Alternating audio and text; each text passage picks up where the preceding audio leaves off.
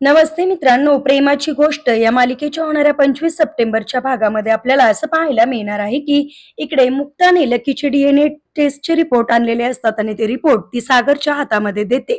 त्या क्षणी लगेचच इकडे सागर ते रिपोर्ट बघायला लागतो।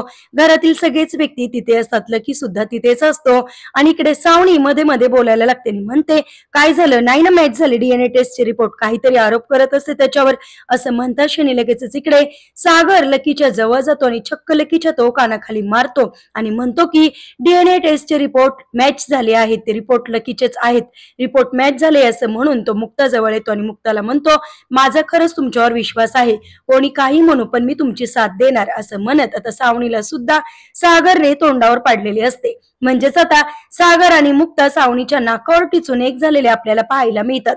आता लकीचे डीएनए टेस्टचे रिपोर्ट मॅच झालेले आहे, मग आता मुक्ता आणि सागर मिळून काय निर्णय घेणार, आरती बरोबर लकीचं लग्न लावून देणार का, हे पाहणे सुद्धा इंटरेस्टिंग आहे।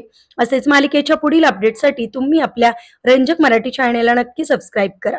थँक्यू।